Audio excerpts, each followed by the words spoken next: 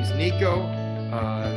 Here we are again with another translation. Here's my top 10 details that you are going to miss from the portion of Noah, which we're studying this week. You're going to miss these details if you're only reading the Torah in English.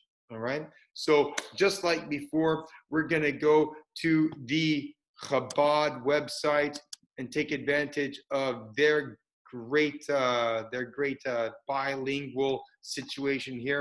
First, we're going to talk about number one, the issue of Toldot.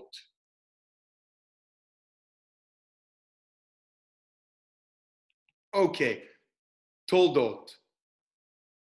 Toldot is a funny word. Let's see if I can find it here. Here we go. Toldot. Ele Toldot Noach. Noach ish tzaddik tamim haya bedorotav et ha'elihim hit halech Noach. Right? So good. We know that he's righteous. He's a righteous man in his generation, and that he was perfect in his generation. Okay, righteous, perfect. There's, again, kind of a strange translation here of tzaddik. It's really righteous. Anyway, Noah walked with God, with Elohim. Okay? Well, backing up a little bit, we are going to remember that Noah is coming into the situation at the very end of last week's portion of Bereshit.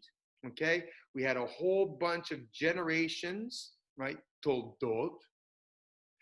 But also sometimes Toldot gets translated as produce, right? In the second chapter of Genesis, these are the Toldot of the creation, right? So you can't have generations from inanimate objects. We're getting, basically what we're getting is we have a previously mentioned situation, the creation in chapter 1, and then Toldot, details about that creation. Now with Noah, Noah is coming at the end of 10 generations of offspring from Adam. We know that there's also offspring from Cain, the murderer of Abel, right? So we've got this dualism here. We've got the good line and the bad line. And in the end, it's the situation's so bad that that HaShem regrets that he made man upon the earth. Again, this earth here, okay, is Ba'aretz, right? And I will blot out man whom I created upon the face of the earth. But here, it's Ha'adamah, right? So we have this conceptual link between man and Adamah, Adam, the Ha'adamah. So we've got this inconsistent use of the word earth for translating both these words, and it's a problem because Eretz has this connection back to Ratzon, desire. Adamah does not. It's different. It's the concept. It's connected back to man, to blood, right? It's a different concept. And so when we use the same word in English to translate both these words, we lose a level of understanding here, right? But back to Toldot. Here we go. Noah. We heard about him at the very end. And we have right the very next line. Ele Toldot Noach. Okay? Now we're getting the details. Toldot is more than generations. It's the detailed information of something we've previously heard about. Okay, number 2. Let's take a look at the meaning of the name Noach or Noah.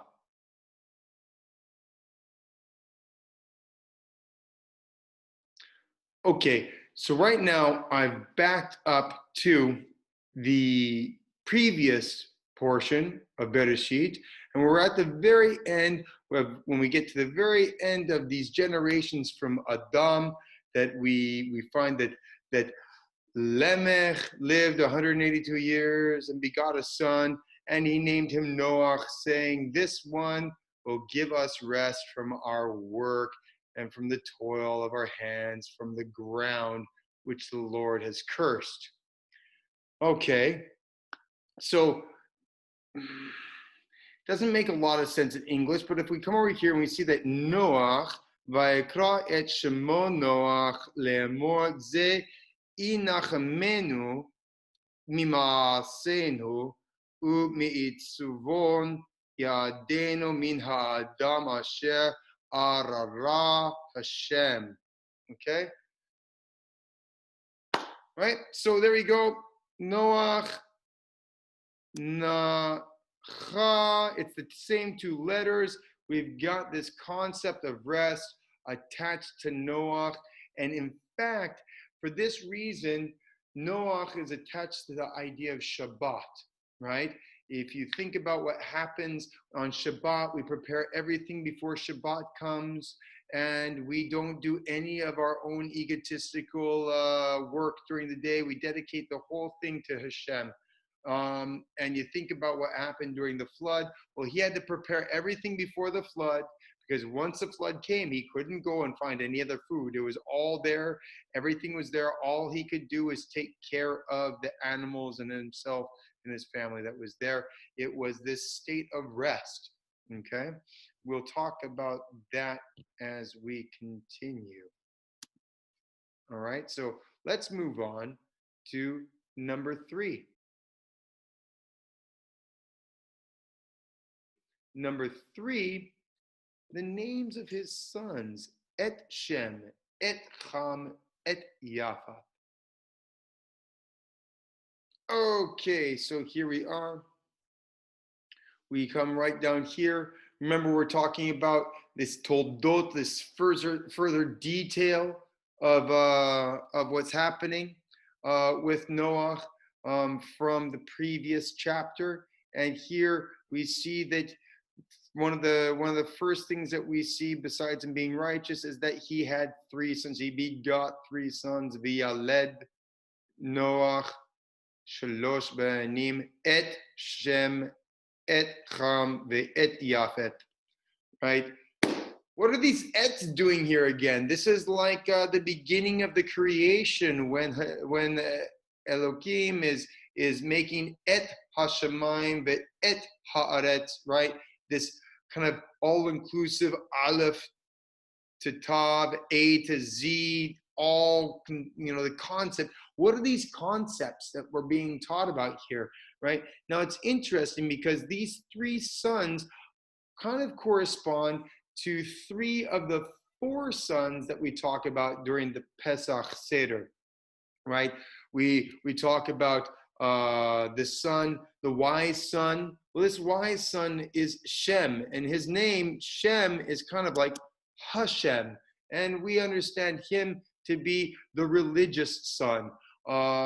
He's also supposed to be the one that is the father of the Semitic people, like Ivri, the Hebrews, and Arabi, the Arabs, right? This is the only place that we see any evidence that any such people actually existed is from the biblical account, right? That there's no place outside of this where, we don't see any Hamites, right?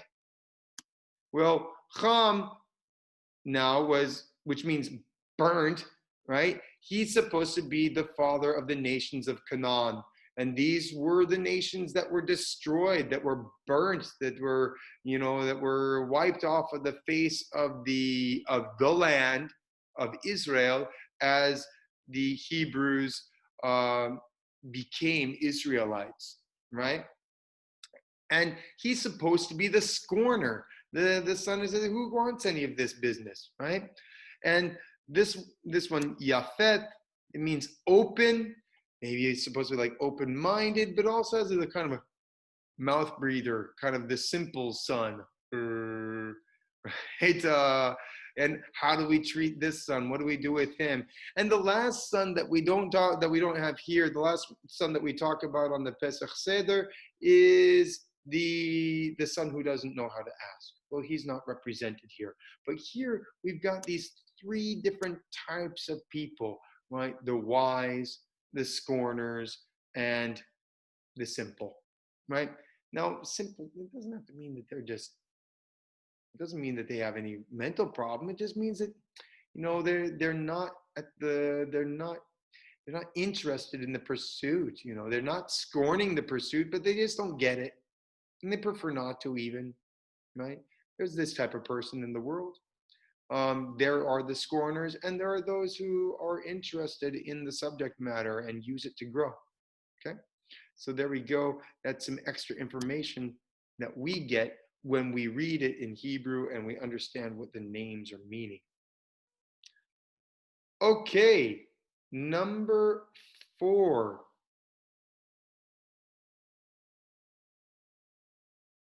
We've already seen that there are some parallels between the creation story and Noah.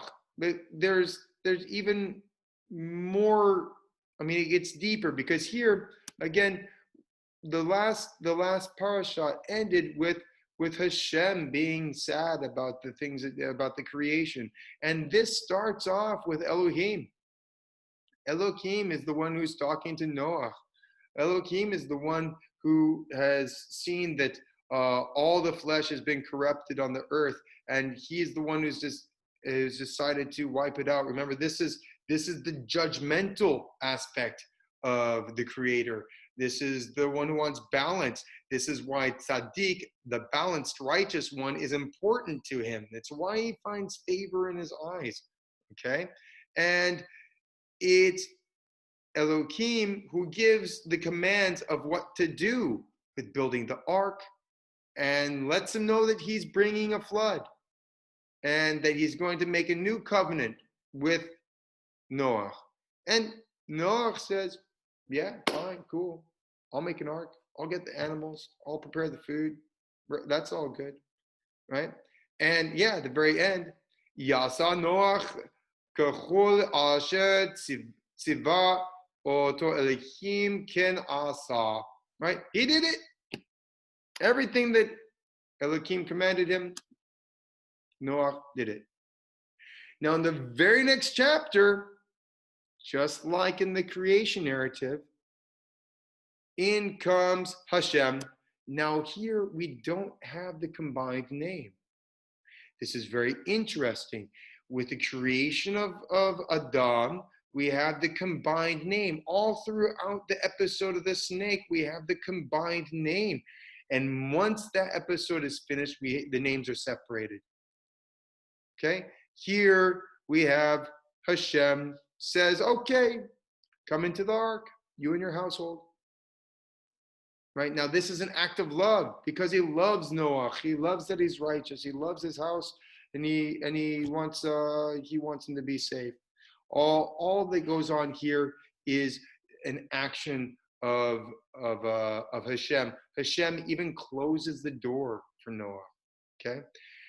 Further parallels between Noah and the creation narrative is, we've got waters from the upper waters and the lower waters are converging, right? The flood is coming from both directions, right? The deep opens up and the water comes pouring out from the deeps, and the windows of the heavens open and the water comes pouring in. So, we've got Eretz, which initially was covered by all the water, and the waters were gathered into one place, and they became Yamim, they became seas. Well, now we have those seas rising and covering all the Eretz again, and all the vegetables and all the vegetative life, all the animals, everything creepy crawly, all this stuff that lived upon the land is now wiped out, and there's only one place in this ark that everything is preserved. Okay, and that's there's a new creative process happening here. There's something new being done.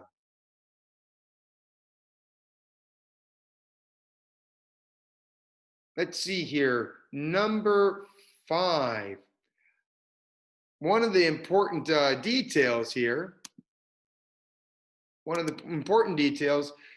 people have this concept that the flood lasted 40 days.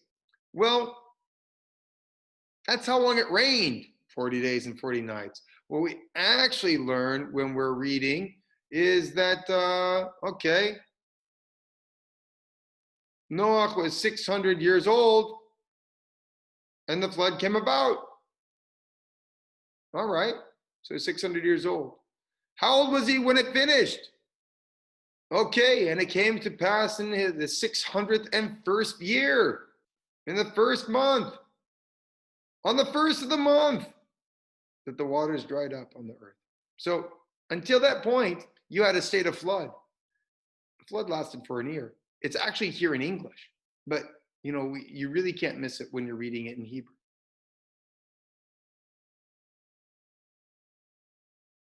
ויזכור אלוקים את נוח ואת כל החיה ואת כל הבהמה אשר איתו בטבע, ויעבר אלוקים רוח על הארץ, ויעסקו המים. Right? So now, this kind of calls back. We can remember during the very first paragraph that the spirit of Elohim hovered over the face of the waters. Well, now that everything's been wiped off of the earth is clean from the waters. We have Elohim who's passing his spirit over the earth. Right? Again, another tie-in back to the creation. Okay, number 7.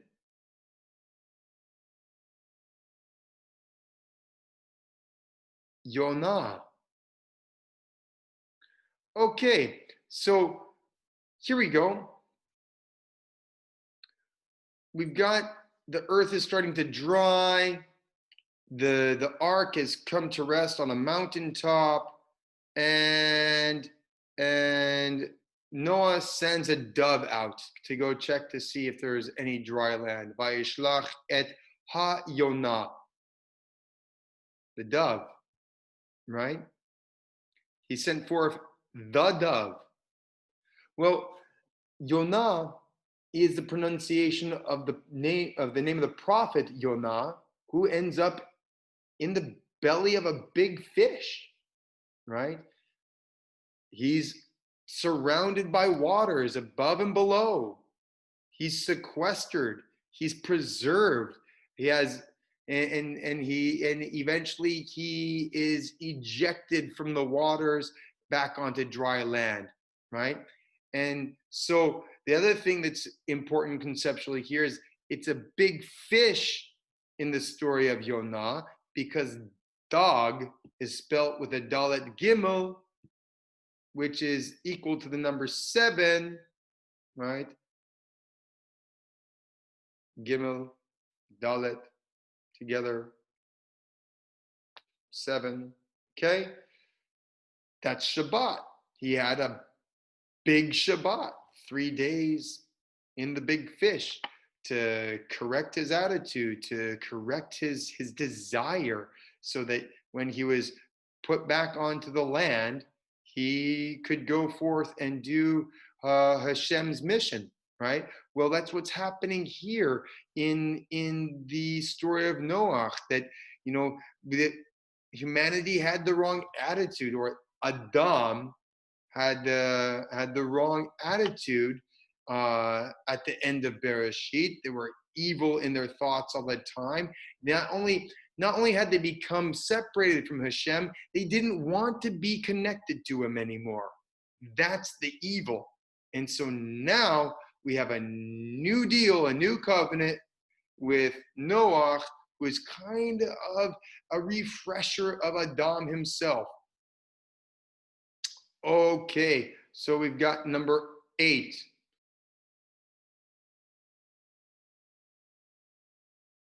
This is interesting what happens in the narrative of the names being used, the names of the Creator. Okay, here we go.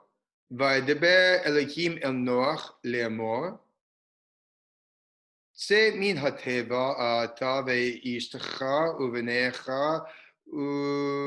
ושבניך איתך. Okay? Go out of the ark, says Elohim. Right? And everything, all the animals that were in there, they all go out too.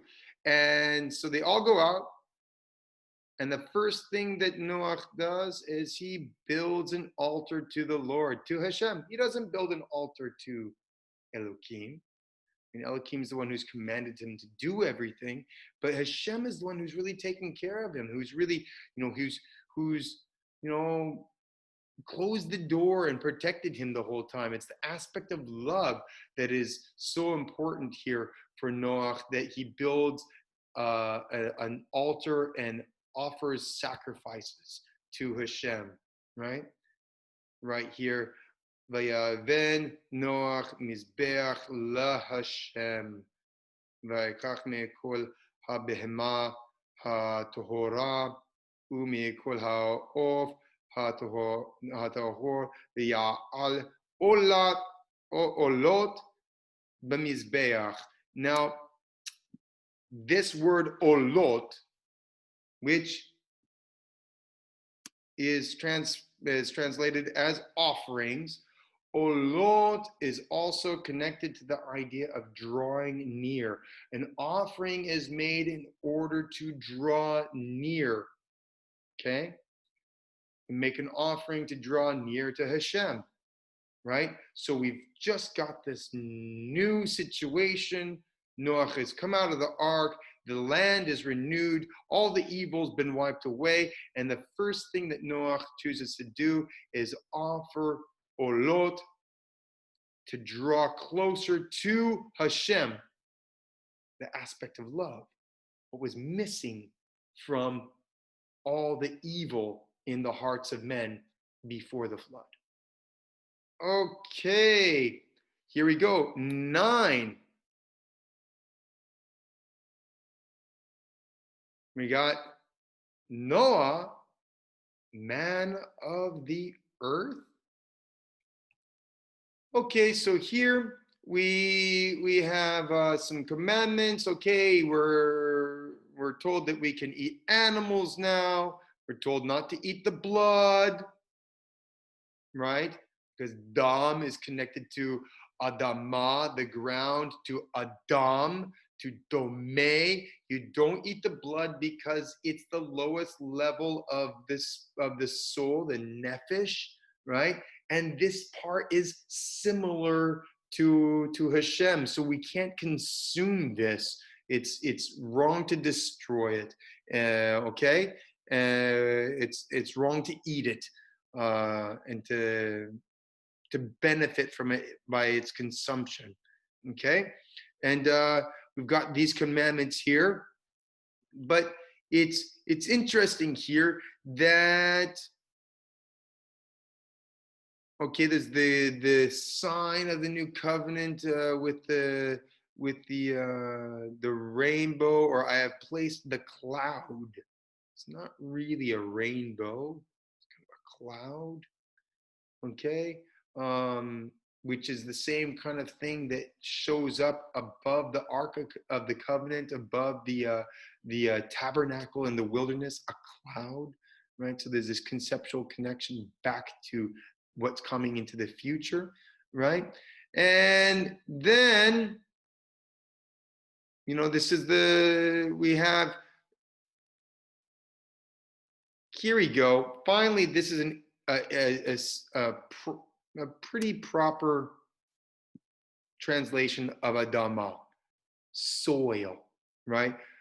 And Noah began to be master of the soil, and he planted a vineyard. But it says here, V'yachel Noach ish ha'adamah ve'ita karem, right? Well, okay, he was a man. He was man ha'adamah. He had taken the position of ha'adam, right? He calls back to that first man because he's reestablished this connection that Adam had with Hashem before everything went wrong in the garden. Okay, it's not as it's not perfect like it was, but it's a reconnection that comes back over the top of the evil that the desires of men had become, right? We have this new connection through the olot, and yeah, this call back to HaShem.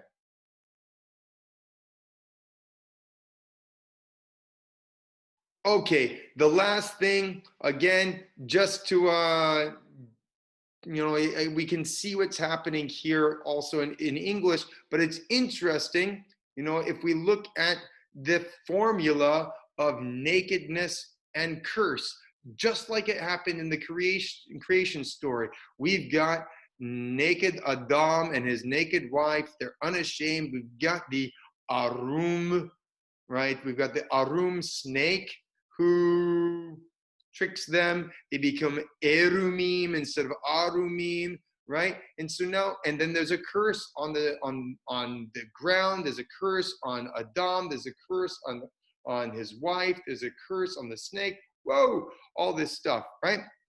Now, what's happened here is that the curse on the ground has been lifted, right? That's part of the new deal that HaShem says that my cloud is in the sky, and it's a testimony that I will desist from, I will never destroy man again, and I will desist from my curse against the earth. So this is the rest that Noah is given. There's no more curse, right? And now we have this story where there's a new curse placed upon Ham and his generations after him. All right? Okay, I hope you found that helpful and informative. Please like, subscribe, leave comments, ask questions, give me your ideas. There's a lot more going on in this story than even the 10 things that I talked about. There's so much information here. Let's talk about it. Let's find some more stuff together, and we'll see you next week for the next Torah portion. Thanks. Goodbye.